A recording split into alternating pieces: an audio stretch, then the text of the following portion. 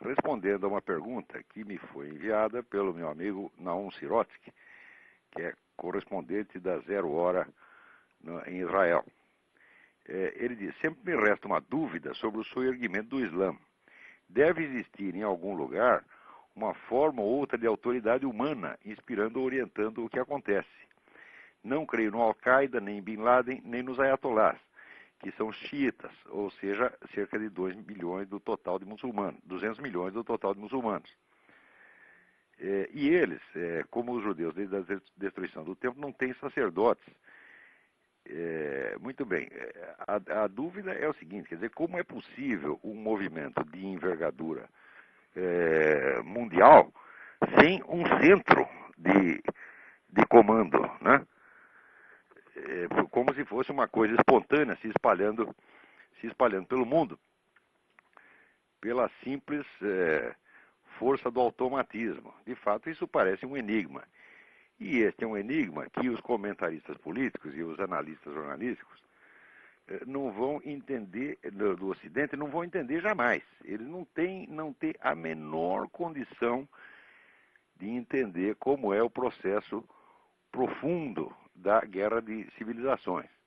Porque para isso seria preciso estudar a estrutura do Islã até as últimas fontes da espiritualidade islâmica, que estão bem remotas, vamos dizer, da política diária. Quer dizer, esse pessoal, vamos dizer, de formação mais ou menos materialista, e mesmo o pessoal que seja religioso, não tem no Ocidente uma visão dessa profundidade, não consegue conceber como é que funciona realmente o Islã.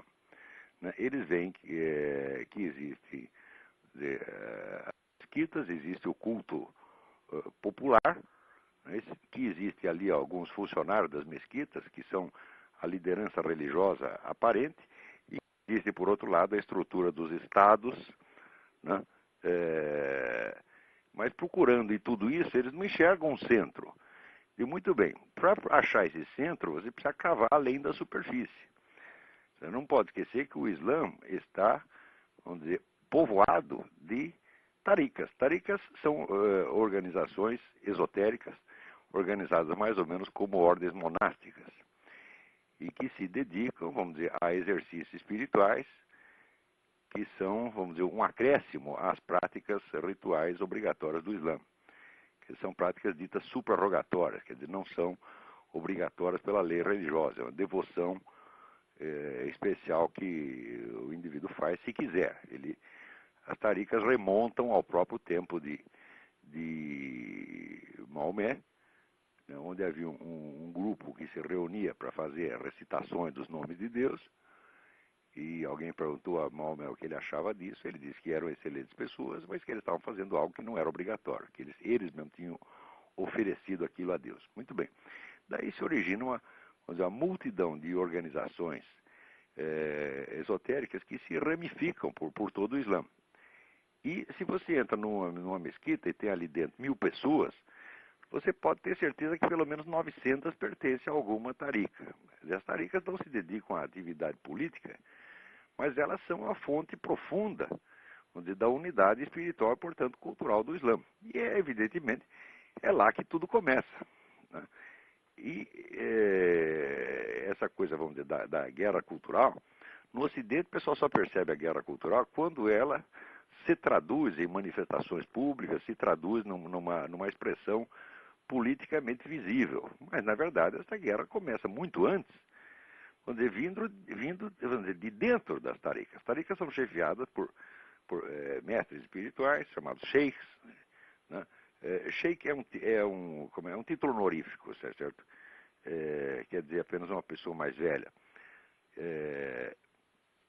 Mas, na verdade, os sheikhs das tarikas são como que um cargo hereditário que vai sendo passado, não necessariamente para o filho, mas por uma herança espiritual. Quer dizer, cada sheikh nomeia o seu sucessor. E as tarikas, então, têm uma árvore genealógica que remonta até os primeiros fundadores já contemporâneos de Maomé. Porque existem muitas pseudo-tarikas por aí que dizem que são o esoterismo islâmico, mas não são.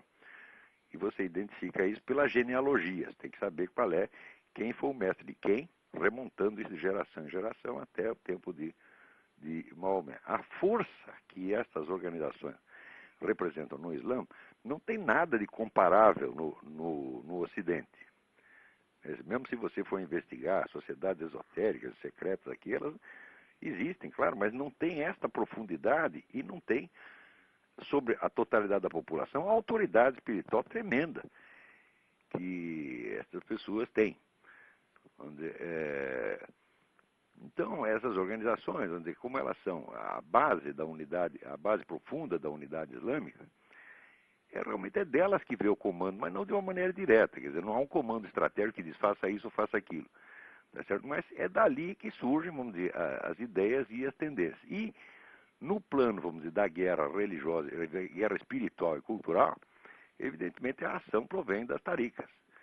Por exemplo, eu estou seguro de que não é possível explicar, vamos dizer, a história do século XX, mas em absolutamente nada, sem levar em conta a ação, vamos dizer, de enviados de organizações islâmicas que agem no Ocidente já há mais de um século.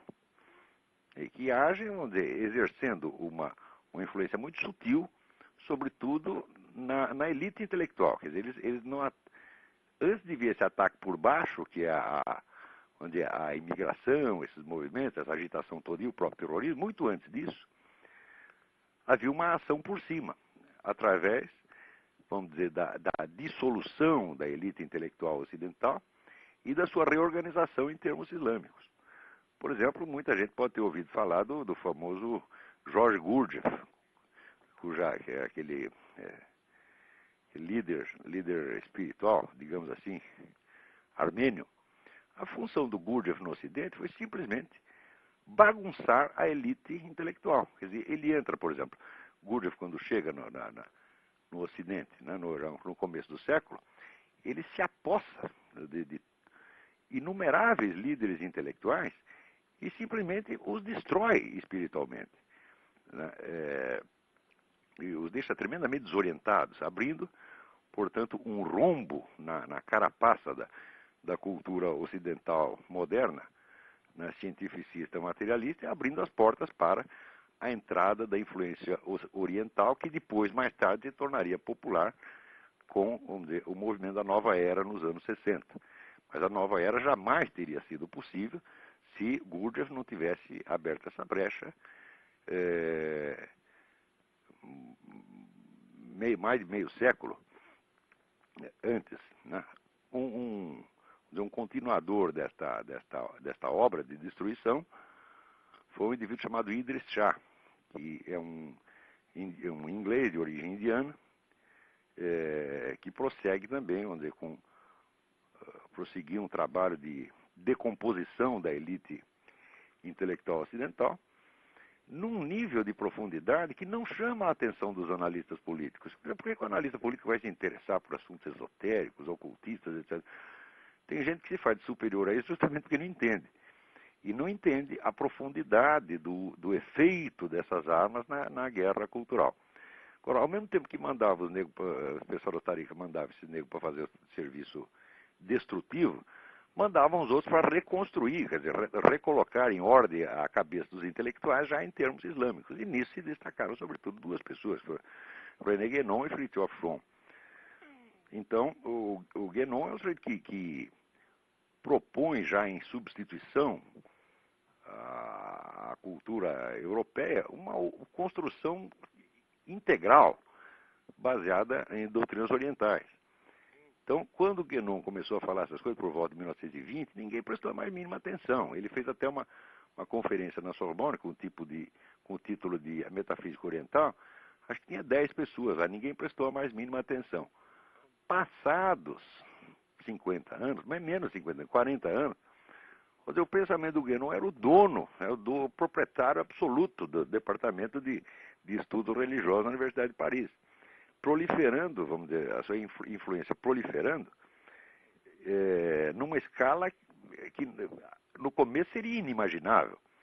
Então, é aí que está, vamos dizer, a guerra cultural profunda. Mas eu duvido que algum analista ocidental, e mesmo os melhores, se você pegar o pessoal que mais entende disso, se você pegar, por exemplo, eu nunca vi o Bernard Lewis fazer um tratamento disso com a profundidade que deve, tá certo?